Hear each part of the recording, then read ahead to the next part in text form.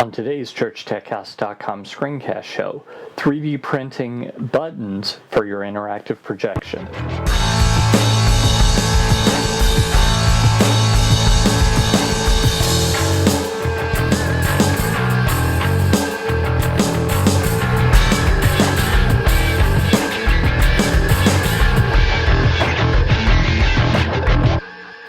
Hi, and welcome again to the ChurchTechHouse.com screencast show. This is the show where every week I help you with the software that we use in the church. Normally ProPresenter, but in this case, not so much. My name is Paul Allen Clifford. So when I went to Salt, Nashville a few weeks ago, I noticed this display. I told you about it in the previous couple of episodes. And the first episode, I concentrated on making it in ProPresenter 6. The second episode, I showed you how to wire up the controller to make that work. But in this one, let's make the 3D button, and I'll show you how to make the model, and stick around, I'll tell you how to get that model downloaded for free for you. So let's head over to my computer and we'll look at the software that I use, which is absolutely free. So let's head over and take a look. So here I am at tinkercad.com. This is part of the suite of the 123D app suite, so you can go to that as well. 123dapp.com, and there are several things that you can do either with laser cutters, making circuits, etc. Tinkercad right down here will take you to what we're looking at, but I just wanted you to know 123D catch. You shoot photos, it makes a 3D model. 123D circuits, it does circuit design. 123D design is a desktop app, which for some reason isn't working on my Mac, but I think I might just have some software that's conflicting with it. 123D make, you can do slices, basically using a laser cutter, something like that. 123D sculpt, do it on an iPad, but we're going to do this in Tinkercad. These are all free, by the way. The company that makes them, basically these are the introductory products. So they're really interested in getting people to embrace them for the industrial side of things, where their software is very expensive. So they want to get you hooked on this free stuff and then go from there. But for our purposes, this is fine. So you'll see right here, this is the button that I've already made, but let me show you how to go about doing that.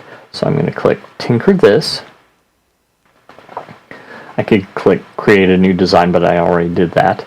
So clicking on Tinker This, and by the way, for some reason it wasn't wanting to work in Chrome, but it seems to work perfectly fine here in Firefox. So we're using Firefox.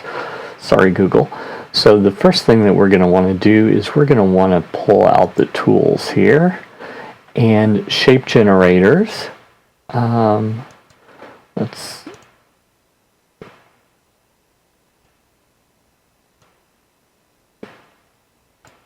go ahead and click on this geometric. So I have some different choices that I could go with. I could go with hexagonal prism, etc. But I think what I'm going to do is actually go for pyramid. So this isn't exactly how I made it before, but let's see if I can tweak this a bit.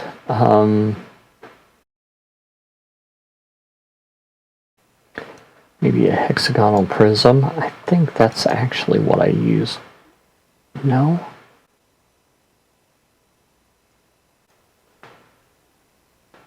This is what I used. I used the polygon.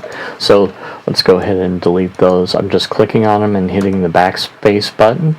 And when I do this, yes, this has exactly what I need, so I can change the height and the size, but I can also change the number of sides. So the pyramid had 4 sides, but I only want 3.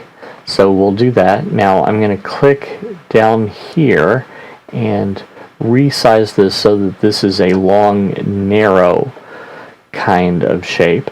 Now look on the sides here, and you'll see that as I click there, it shows me that this is 26.30 millimeters. I'm an American, so that doesn't tell me a lot. I can convert to it, but you can just see how that you can decide, okay, I actually want it to be 45 millimeters, and then I want this to be 28 millimeters. So pretty simple to do that. Now I'm going to change the name because it gives it kind of a nonsense name. So let's see here. Let's click Save.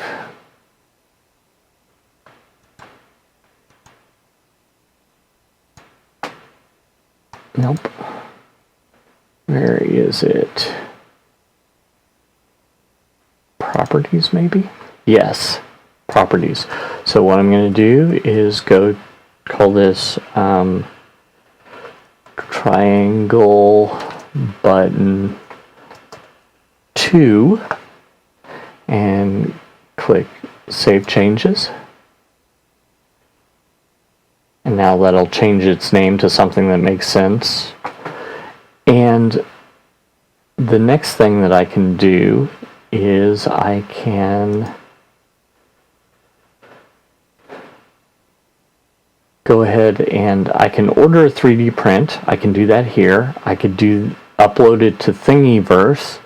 There are several different places where you can get these things printed out, but I'm going to go to the library here in just a minute. And so what I'm going to do is I'm going to click Download for 3D, and I know that the STL is what my library likes. So I'm going to go ahead and download that and save the file. So now, believe it or not, a 3D printed object like this is not all that big of a piece. Let's go to Downloads here, and I'll show you just how small a file this is. This is, by the way, another cool thing about OS X if you're doing this. I guess it's Mac OS now, is you can click on the thing and you'll notice this is 284 bytes.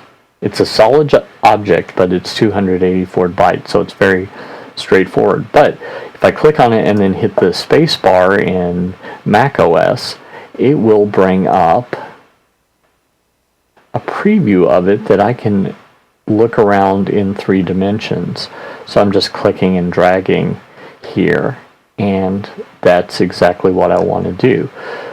So let's head over to the library, and I'll go ahead and put this on the computer over there, and we'll go ahead and print it out. Okay, so here I am at our local library, and we have a makerspace here. So what I do here is, in addition to checking out movies, I'm a big fan of Doctor Who, I also use the 3D printers here. So there is the one that I'm using, and this is the computer that I'm using. Let's try and, yeah. So you can see it won't actually, I can't do a screen cap like I normally do because this is not my computer, but you can see there I have the button. Now, since in this case we're going for 3, I've gone ahead and put 3 of them in here, and I've put them close because that'll save on printing time. And over here I have the process that I've already set up to include a raft, which is a little thing on the bottom and to generate the support because it doesn't like to print in midair. So both of those are good. So I'm going to click OK there. And now I'm going to go ahead and click Prepare to Print down here. Yeah, I think it was actually over here. Yep. Okay, now I can go ahead begin printing over USB.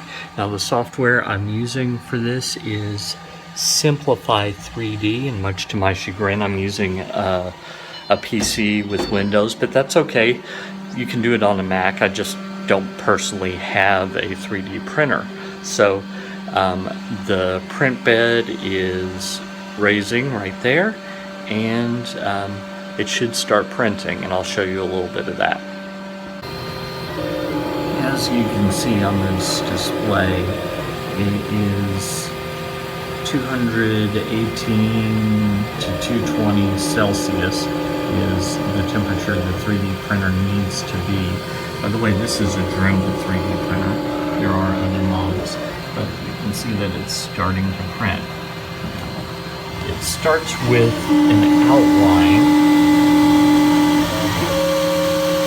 around to clear all the previous stuff, and then it begins to build up from there. So that's the printing. This is an animation of what it's actually doing as it's 3D printing. This is faster than real time, of course, because if it was real time, it would be done in 10 seconds, but it's not. It's actually going to be done in, well, it says 57 minutes there at the top, but I know from experience that these actually take a little longer than they think. So in about an hour, 15, hour and a half, it'll be done. And my library lets me use these for 3 hours, so that shouldn't be a problem. Well, as you can see, the print is done. Let me open this. We take out the print bed, and it's stuck.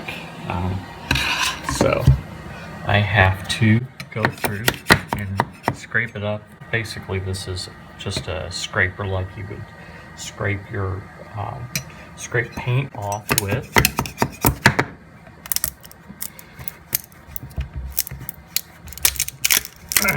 It's really tough.